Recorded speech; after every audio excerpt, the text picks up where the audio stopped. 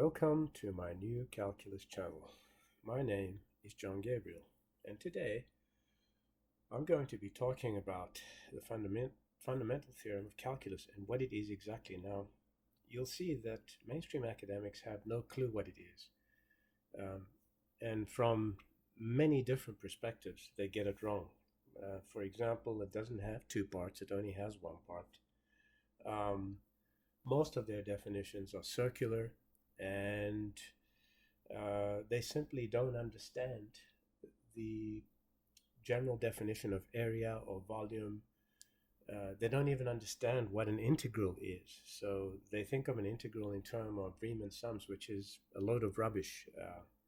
That's not a good definition of the integral, of the definite integral. And also, they don't know where the fundamental theorem of calculus comes from. Now, it shouldn't be called the fundamental theorem of calculus. The mean value theorem should be called the fundamental theorem of calculus, because from the mean value theorem, we obtain the fundamental theorem of calculus, the so-called fundamental theorem, in one step. Okay? Now, I'll place links to articles in the details sections where you can study all these things, but let's just take a look. I mean, you've got so many videos on the internet. They're all garbage, by the way. All of them except the ones produced by me. None of them have a clue what is the fundamental theorem of calculus. Okay? They do not understand calculus. How can they know? So let's look at this one here, Fundamental Theorem of Calculus by Khan Academy. And see, and so I stopped over here because, I mean, already I had gone too far. But so what he's trying to do is he's trying to define f of x, a capital F of x, in terms of itself, really. Okay, so let's look at this definition of it. So he says, so he first writes down f of x is equal to ax, which is completely wrong, but that's besides the point. Wrong in many respects, by the way. It's not this at all. But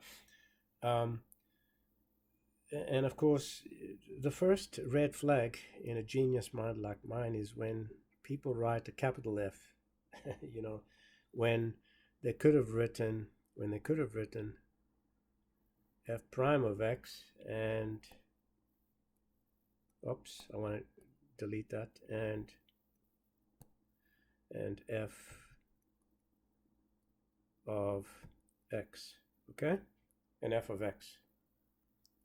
So this is a circular definition that he has here, because he says you start with this and then you say that the derivative of f dx is equal to the derivative of this, okay, the derivative of this, f dash t dt, right? So this is problematic because this here evaluates to f of t, or f of x rather, evaluates to f of x, right? Doesn't it? Well, actually, strictly speaking, it evaluates to f of x minus f of a. And then, of course, if you take the derivative, then in this, since this is a constant, it disappears, right? So, as you can see, it's very circular, because it starts with this. But I mean, mainstream academics are known for their circularity. It's one of the prize features. So, and the rest of his video obviously is garbage. He doesn't understand. He doesn't explain it properly. So now I'm going to show you what the fundamental theorem of calculus really is. So you can only understand the fundamental theorem of calculus if, and only if, let's move that out of the way. If and only if you start off with the mean value theorem, which says f prime of c is equal to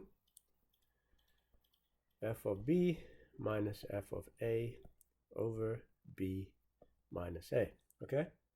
So if you had like that little graph that he had there, something like that, and you have this area underneath here, okay? Then what this means is the following. Excuse me. What this means is the following: that there is a C or maybe more in this interval, a C or maybe more in this interval, that such that f prime of C represents the arithmetic mean of all these lines, these y ordinates. It represents the arithmetic mean of all these y ordinates, and it's a property of all smooth curves. Okay, it's a property of all smooth curves. There's nothing to prove there. Okay, and of course you can actually prove this using calculus, but the fact that you have an f prime of C is a property of all smooth curves automatically. If the curve is not smooth, like some crap like the absolute value function, you can't even talk about calculus at this point, okay, because it's not smooth, right? So this is something else. Now, so how do we get to the fundamental theorem from this? Well, let's see. Now, before I came along, nobody knew what a general definition of area is. So, and I'm going to give it to you now. The general definition of any area is the arithmetic mean of all the vertical lines, okay, multiplied by the arithmetic mean of all the horizontal lines in a certain interval, okay? So it will be the product of two arithmetic means. Now, as you can see, if we had to perform quadrature on this curve, where this arithmetic mean is, then we actually squash this red area into the yellow area, right? And now, as you can see, if you have a box or any quadrilateral, the arithmetic mean of all these vertical lines is always the same. It's this line here. It doesn't matter how many there are, right? Similarly, the arithmetic mean of all the horizontal lines, right, is always the same, okay? So the area is just the product of two arithmetic means. So we have the one arithmetic mean here. Look, we have the one arithmetic mean. It's this. So we have f prime of C, and we have the other one, b minus a, which is this interval, right? So b minus f prime of C times b minus a is equal to the integral from a to b of f prime of x dx, or f prime of t dt, or whatever you want. It doesn't really matter which placeholder you choose there, okay? So this, my friends, this and this alone is the fundamental theorem of calculus. Okay, fundamental theorem of calculus from the mean value theorem in one step. Did you see that? So here's the identity from the mean value theorem, and in one step, and I'm having difficulty breathing again, it's a little disturbing, I'm sorry. In one step we go from this identity to this identity, right? And so this is the fundamental theorem of calculus. There's no two parts or three parts or anything. It's just one part. And of course this evaluates to f of b minus f of a, which is what you have up here, isn't it? Isn't it what you have up here? Okay.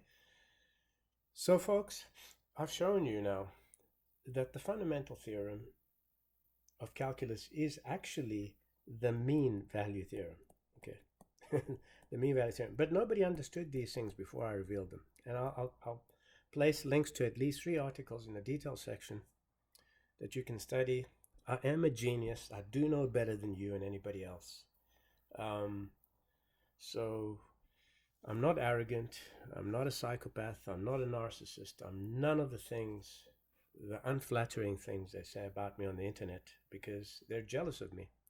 Mainstream mathematics academics are pathologically jealous of me. And They constantly libel me. They constantly bar me from moderated sites simply because I expose their ignorance on a grand scale. And I expose their arrogance, their stupidity, their unbelievable stupidity. Mathematics lecturers are unbelievably stupid. To be honest with you, if I had $1 for every idiot mathematics lecturer, I'd probably be quite wealthy. The majority of them, I'd say 99.99% are idiots. Okay, they do not understand mathematics. They have no clue, for example, what it even means to be a number. Okay, so you ask them what it means to be a number, they don't know. Okay, they'll give you, every one that you ask will give you a different answer. You ask them what is a derivative, and every one of them will give you this pathetic flawed definition, this thing here, which is absolute rot. They'll tell you this, and they've learned it by heart. They've never understood it, and they'll give you a hand-waving argument through epsilon, delta inequalities, which, by the way, are unremarkable. And of course, their main definition is circular because they assume in their definition, for example, the definition where they say this is less than epsilon, and they have 0 is less than x minus c less than delta. They have this garbage that you see here, okay, or something similar to it. But this here is actually the derivative, so it's pretty circular. And this isn't actually a definition. It's not a definition. It's not a definition. Okay, it's not. It's a verifinition. Okay, verifinition, which is a portmanteau I created, which means verification plus definition. Okay, that's what it is. And it's garbage, by the way, total garbage. Everything they teach you in university about the derivative is garbage. Then they can't even tell you what the integral is. All right, they can't even tell you what the derivative is, the integral. They do not know. So, and let me just tell you what the answer to all these things is. So a number, folks, is simply the measure of a ratio of magnitudes. Okay, so let's write that down. What is a number? Okay, a number is the measure of a ratio of magnitudes. What is a derivative? A derivative is an expression denoting the slope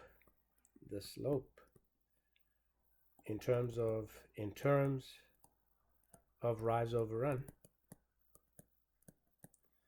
denoting the slope of a given tangent line, of a given tangent line. Actually, if it's the same function, it's the expression denoting the slope of all the tangent lines, because it depends on the point of tangency at x, doesn't it? And what is an integral? An integral is not just the antiderivative. It's not just the reverse process of the derivative. Actually, it's not at all the reverse process of derivative. So yes, I know that some say that if you say f dash of x and you integrate it, you get f of x, right? So they're reversed, but that's very superficial. It doesn't tell you anything about the integral. Okay, an integral is a product,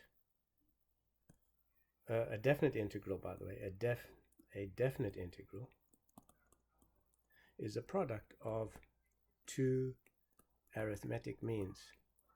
And I also take exception to this expression, arithmetic means. It's wrong. It should be called level magnitudes or terms, okay, or numbers, if there are numbers. So there you go. I've shown you basically what are those three very important concepts in calculus. Okay, so a number, and of course what is a level magnitude? What is an arithmetic mean? That actually comes in here. That's the second most important concept. Okay, so a level magnitude is that magnitude which would represent all a given set of magnitudes if they were made equal through redistribution. Now, redistribution is very important. Okay, redistribution is very important. So for example, if you have 3 piles like this of blocks, of equal size blocks, the level term of all these is found by putting this block on top here, right? And now they're all level, right? That's what it means to find arithmetic mean. That's what it means when you find the arithmetic mean of a certain function. Okay, so this f prime of c is the arithmetic mean here. Okay, and then of course you're given the fundamental theorem, which just deals with the boundaries. Okay, it takes the difference of the boundaries. That's all it is. Okay, and what is so this is a definition of area. It's really a product of two arithmetic means is the general definition of area.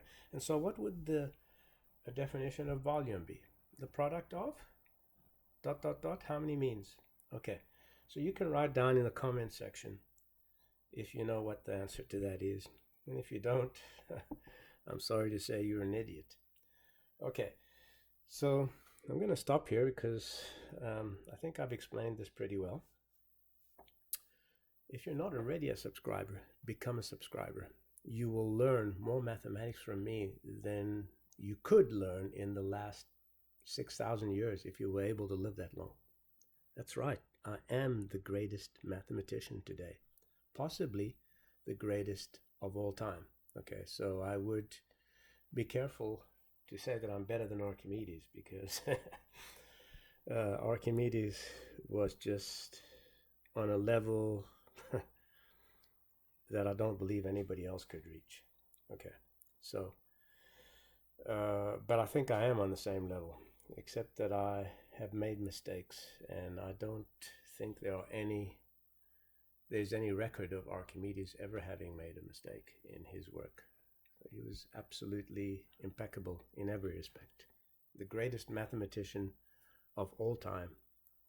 But of course, even Archimedes didn't know these things, and so in that respect, I'm better than Archimedes, because I've revealed these things to you.